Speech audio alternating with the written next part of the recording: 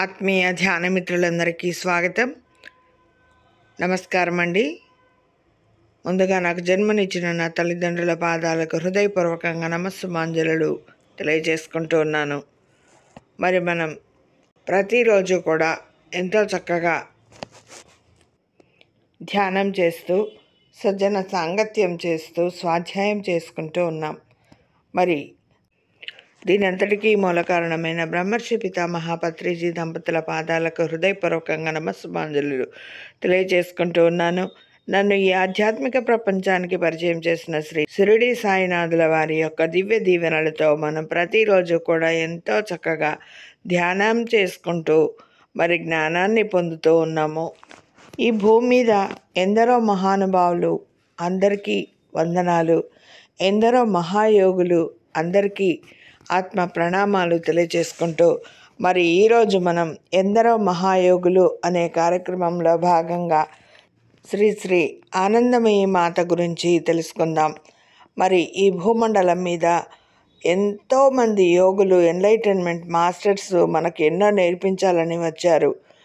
మరి ఎంతమంది enlightenment masters అవుతున్నారు, ఎంతమంది ఆ జ్ఞానాన్ని, ఆత్మజ్ఞానాన్ని, ఆ లోక జ్ఞానాన్ని పొందుతున్నాం తెలుసుకుందాం. ప్రేమ, కరుణ, సౌహార్ద్రతలే ఈ భూమిని స్వస్థతపరచగల మహా అస్త్రాలు అంటూ మానవాళికి గొప్ప సందేశాన్ని అందించిన పరమానంద మాత ఆనందమయీ మాత. మరి తూర్పు బెంగాల్, ప్రస్తుతంలో బంగ్లాదేశ్ ప్రాంతంలోని ఒకానొక మారుమూల గ్రామం అయిన కోయిరా అనే ప్రదేశంలో ఏప్రిల్ 30, 1896లో జన్మించారు. తల్లిదండ్రులు ఆమెకు పెట్టిన పేరు నిర్మల.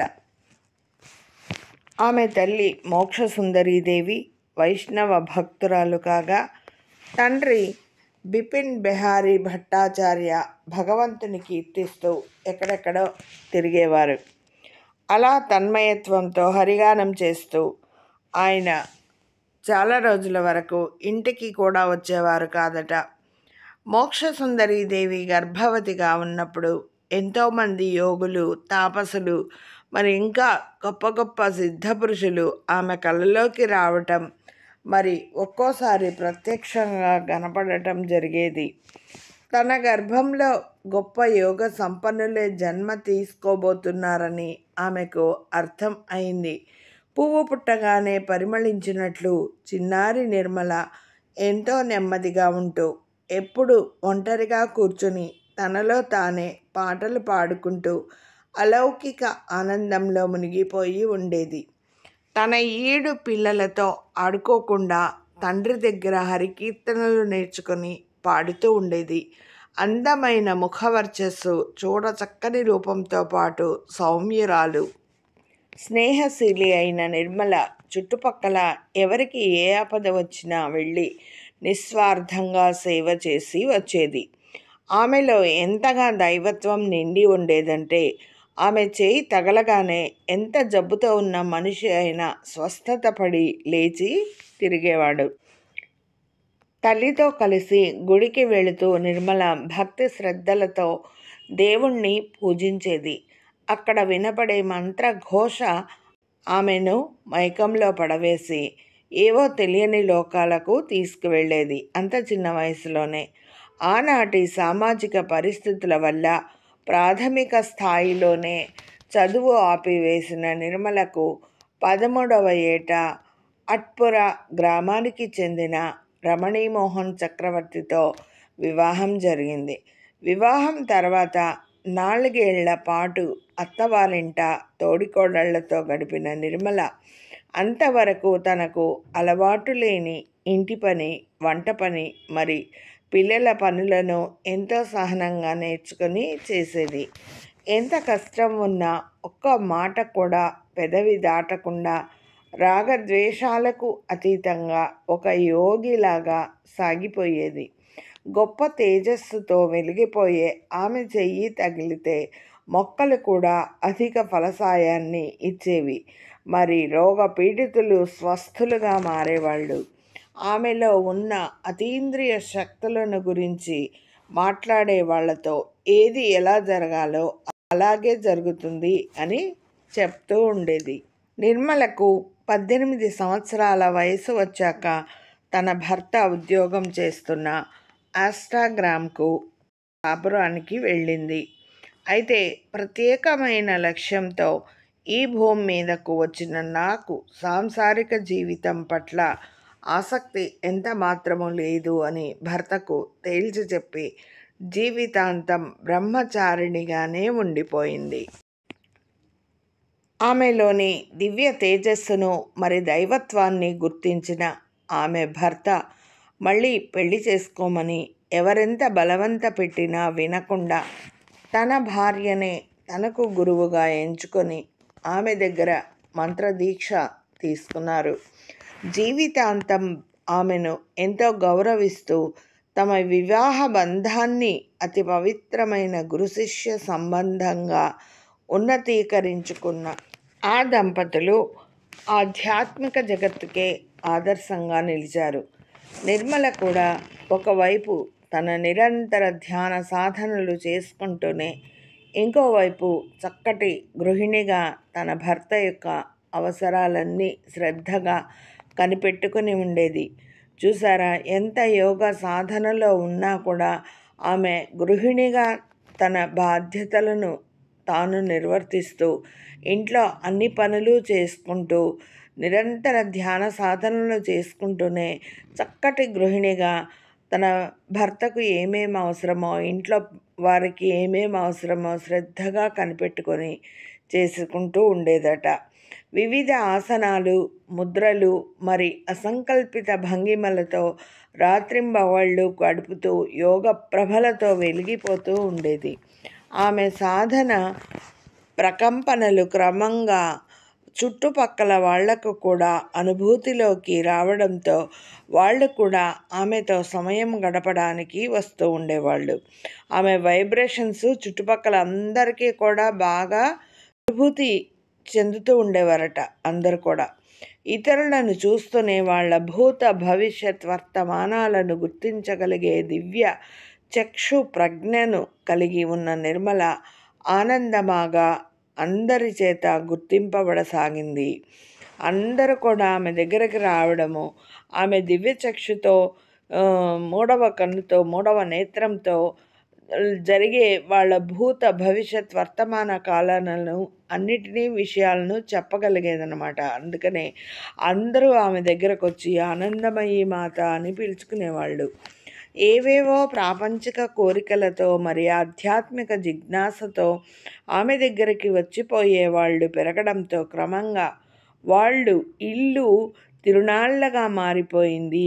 ఇంట్లో జనాలు ఎక్కువయ్యేసరికి అదొక జాతరలాగా అయిపోయిందంటండి ఆ కాలంలోనే. ఆమె దగ్గరకు వచ్చిన ప్రతి ఒక్కరికి చక్కటి స్వాంతన లభించేది. ఎంతో ఆనందంగా, ఆరోగ్యంగా వెళ్ళిపోయేవాళ్ళు, సంతోషంగా ఉండేవాళ్ళు. ఆమె భర్త భోల్నాథ్జీ కూడా భక్తుల వ్యవహారాలను చూసుకునేవారు. కొంతకాలానికి భోలానాథ్జీ అనారోగ్యంతో చనిపోవడంతో మరి ఆమె ఇక పూర్తిగా ఆధ్యాత్మిక సాధనలలోనే మునిగిపోయింది. భారతదేశంలో అనేక యాత్రా స్థలాలను సందర్శిస్తూ అక్కడ తీవ్ర జప ధ్యానాదులతో మునిగిపోయేది. భారతదేశం అంతా కూడా ఇక తిరగడం ప్రారంభించారు. ఆమె గురించి తెలిసి ఉన్న ఎందరో భక్తులు మరి ప్రజలు ఆమె దగ్గరకు చేరి తమ సందేహాలకు సమాధానాలను పొందేవాళ్ళు. ఆనందమయీ మాత డెహ్రాడూన్లో కొంతకాలం ఉన్నప్పుడు పండిట్ జవహర్లాల్ నెహ్రూ గారి సతీమణి శ్రీమతి కమలాదేవి ఆమె దగ్గరకు తరచుగా వచ్చేవారట. ఆ తర్వాతి కాలంలో నెహ్రూ గారు మరి ఇంకా ఇందిరాగాంధీ గారు కూడా ఆమె దివ్య సాంగత్యంలో తమ సమయాన్ని గడిపేవారు. భగవద్గీత, ఖురాన్ మరి ఉపనిషత్తులలోని విషయాలను గురించి వివరిస్తూ నేను దేహం కాదు, నాకు బాధ సంతోషం ఏమీ లేవు, నేను చేసే క్రియలన్నీ నాతో చేయించబడేవే అని చెప్పేవారు. అంటే అప్పట్లోనే నేను నాది అనేది మర్చిపోయారు ఆమె. నేను ఈ దేహాన్ని కాదు, నేను ఆత్మను అని తెలుసుకున్నారు. మరి నేను నాది అన్ని భవరోగ మూలాలను గురించి ప్రస్తావిస్తూ మనిషి తనను తాను ఇతరుల కంటే భిన్నంగా తలచటం వల్లనే ఈ రోగాలు వస్తున్నాయి అని స్పష్టం చేసేవారు. చూసారా, మనిషి మనకంటే ఇతరులను చూసి వాళ్లకు అది ఉంది, ఇది ఉంది, వాళ్ళు అలా ఉన్నారు, ఇలా ఉన్నారు అని వాళ్ళతో మనం పోటీ పడడమే తప్ప, వాళ్ళతో పోల్చుకోవటమే తప్ప మనలో మనము మన ఆత్మను గురించి చూసుకోవటం లేదు. అదే అప్పటికి ఇప్పటికీ ఎన్లైటన్మెంట్ మాస్టర్స్ కానీ, మరి ఆ భగవంతుళ్ళు కానీ, పురాణ పురుషులు మరి భూమి మీద మానవ జన్మ ఎత్తినప్పుడు కానీ మనకు నేర్పించింది అదే. మనల్ని మనం మన లోపల మనలో మనం మమేకమై చూసుకోవాలి అని శ్రీ రమణ మహర్షులు కూడా చాలాసార్లు చెప్పారు. మనం ఎవరో తెలిసి ఈ భూమి మీద మన లైఫ్ పర్పస్ తెలుసుకున్నప్పుడే మనల్ని గురించి మనం తెలుసుకుంటాం. అంతేకాని చుట్టుపక్కల వాళ్ళ గురించి భిన్నంగా తలచటం వల్ల ఈ రోగాలు అన్నీ వస్తున్నాయన్నమాట. అంటే ఆశ, నిరాశ, దుఃఖం అన్నీ కలుగుతున్నాయి అని ఆనందమయి మాత చెప్పారు. వారణాసిలో తమ భక్తులు నిర్మించిన ఆశ్రమంలో 1950లో సకల మానవాళి శ్రేయస్సును కాంక్షిస్తూ సావిత్రి యజ్ఞం నిర్వహించారు. మరి అనేక మంది రాజకీయ నాయకులు, సాధు సన్యాసులు, మరి ఇంకా గొప్ప గొప్ప గురువుల సమక్షంలో జరిగిన ఆ యజ్ఞం ఆమెను ఆధ్యాత్మిక జగత్తులోనే ఒక మహాశక్తిగా నిలబెట్టింది. ఆనందమయి మాత ఆశ్రమంలో తరచూ సమ్యక్ సప్తాహ కార్యక్రమం నిర్వహించబడేది. అంటే అందరూ సమానమే అనే ఒక సప్తాహం కార్యక్రమము, ఒక ప్రోగ్రాం నిర్వహించబడేదట.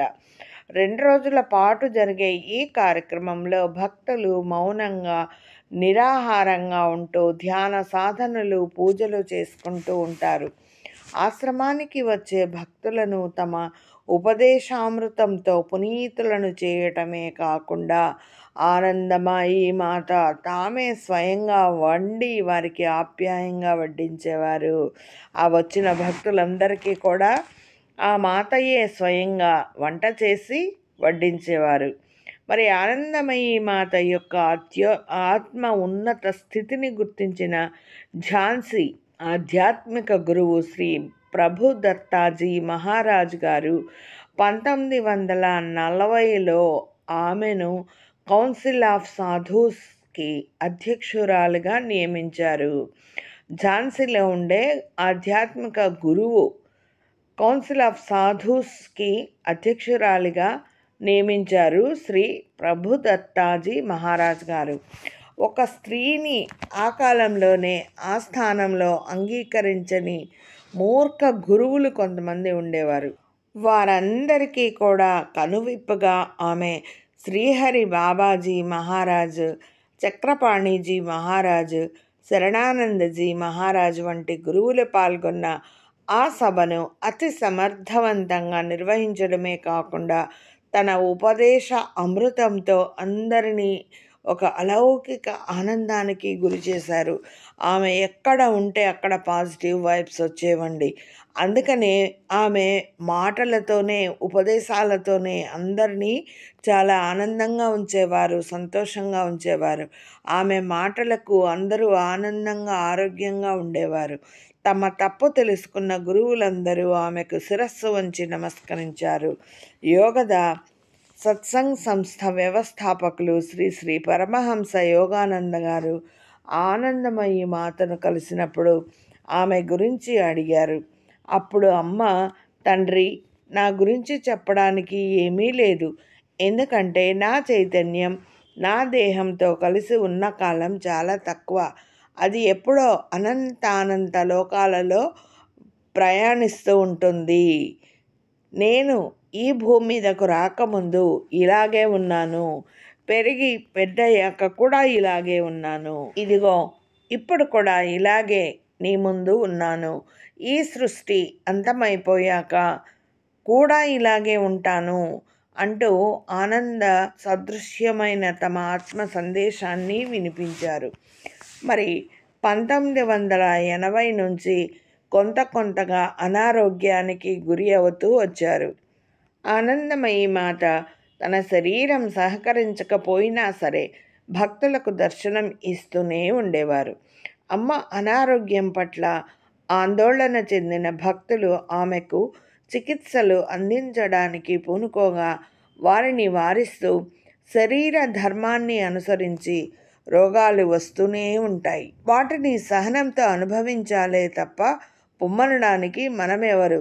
నాకు ఇబ్బందిగా ఉంది, మీరు వెళ్ళండి అని మిమ్మల్ని అంటున్నానా? నాపై ప్రేమతో నా దగ్గరికి మీరు ఎలా వచ్చారో అవి కూడా అలాగే వచ్చాయి అంటూ ఆత్మపూర్వకంగా మందలించేవారు.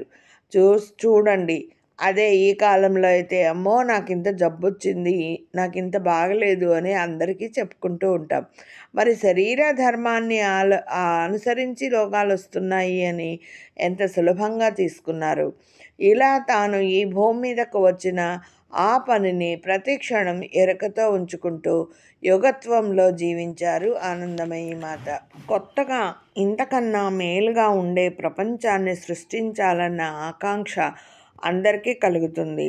మీరు అటువంటి విషయాల మీదికి మనసు పెట్టకుండా అంతకన్నా పరిపూర్ణమైన శాంతి లభించే అవకాశం ఉన్న దైవ చింతన మీద మనసు నిలపండి. దైవాన్వేషకుడు లేదా సత్యాన్వేషకుడు కావడం మానవుని యొక్క విధి అని ఆనందమయి మాత చెప్పారు. ఆమె భగవద్భక్తి గాఢమైనది. దైవ సాక్షాత్కార సాధనలో ఆవిడ ఉన్నత స్థితికి చేరారు. ఆనందమయి మాతగా ప్రసిద్ధి పొందారు. మరి ఒకసారి ఆనందమయి మాత అవసాన దశలో ఉన్న ఒకరి ఇంటికి వెళ్ళారు. ఆవిడ అతని మంచం దగ్గర నించుని నుదుటి మీద చెయ్యి వేసేసరికి అతని మరణ వేదన అంతమైంది. వెంటనే జబ్బు మాయమైంది. ఒకసారి ఆనందమయి మాత కలకత్తాలో భవానీపూర్ పేటలో బస చేయగా ఇంటికి వెళుతూ ఉండగా ఆమె టాపు లేని ఒక కారులో నించుని ఉంది. ఆ సాధ్వి మా వైపు చూసి కారులోంచి దిగి మా వైపు వచ్చింది అని పరమహంస యోగానంద గారు చెప్పారు. బాబా వచ్చేసావా అంటూ బెంగాలీలో ఎంతో ఉత్సాహంగా పలికి నా మెడ చుట్టూ చేతులు వేసి నా భుజం మీద తల ఆనించింది అన్నారు. వందల మంది శిష్యుల కళ్ళు ఆశ్చర్యంతో ఆప్యాయత వెళ్ళి విరుస్తున్న ఆ స్థిర దృశ్యం మీదే నిలిచిపోయింది. ఆ సాధ్వి ఉన్నత సమాధి స్థితిలో ఉన్నదన్న సంగతి నేను తక్షణమే గమనించాను. స్త్రీగా తన బాహ్య దేహం మీద స్పృహ లేని ఆ సాధ్వికి తాను మార్పు లేని ఆత్మనని తెలిసిపోయింది అనుకున్నారు శ్రీ శ్రీ పరమహంస యోగానంద. అక్కడున్న వాళ్ళకి చెప్పారు. ఆమె ఒక సమాధి స్థితిలో ఉంది. ఒక స్త్రీ అన్న విషయం కూడా మర్చిపోయి చాలా చక్కగా, అంటే ఆమెకు భిన్నత్వంలో ఏకత్వంలో ఉన్నారు కనుక స్త్రీ అనే బాహ్య దేహం మీద స్పృహ కూడా లేదు అని చెప్పారు. అంటే అందరూ చూసారా, ఈ కాలంలో ఈ జనరేషన్లో అందరూ ఆడ మగ గురు శిష్యులు ఉంటే వాళ్ళకి చెడు సంబంధాలు అంటగట్టి వారిని చెడు ప్రచారాలు చేస్తూ ఉంటారు. అలాంటిది ఆవిడకు ఆ స్పృహే లేదు. ఆమె సమాధి స్థితిలోనే ఉంది.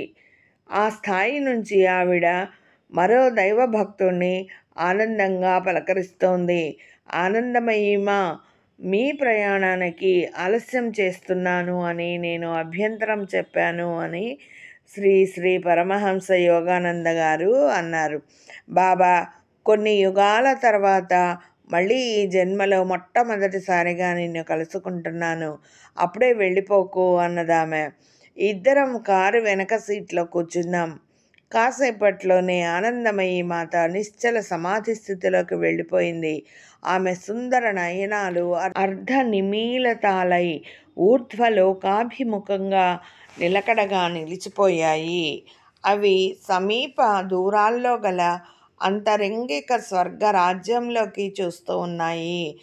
జయ జయ జగజ్జనని అంటూ మెల్లిగా జోహార్లు పలికారు శిష్యులందరూ. మరి భారతదేశంలో దైవ సాక్షాత్కారం పొందిన పురుషులు చాలామంది ఉన్నారు, కానీ అటువంటి ఉన్నత స్థితికి అందుకున్న ఒక స్త్రీని, ఒక సాధ్విని ఎవ్వరూ అంతకుముందు లేరు. ఆనందమయ్యి మాత సమాధి స్థితిలో ఉండగా పక్కనున్న శిష్యురాలు కొన్ని విషయాలు చెప్పింది. ఆనందమయ్యి మాత భారతదేశంలో విరివిగా ప్రయాణాలు చేస్తారు. ఆవిడకి అనేక ప్రాంతాల్లో వందల కొద్ది శిష్యులు ఉన్నారు. ఆవిడ సాహసించి చేసిన ప్రయత్నాల వల్ల వాంఛనీయమైన సంఘ సంస్కరణలు చాలా వచ్చాయి. ఆవిడి బ్రాహ్మణి అయినప్పటికీ కులభేదాలు పాటించరు అని. శ్రీ మహావతార్ బాబాజీ యొక్క శిష్యులు లాహిరి గారు, యుక్తేశ్వరగిరి గారు, ఆ తర్వాత శ్రీ శ్రీ పరమహంస యోగానంద గారు ముఖ్యులు. వీరిని శ్రీ మహావతార్ బాబాజీ యొక్క శిష్య పరంపర అంటారు. మరి శ్రీ శ్రీ యోగానంద పరమహంస గారు ఆనందమయ్యి మాతను మీ జీవితం గురించి కొంచెం చెప్పమ్మా అని నేను మనవి చేశాను.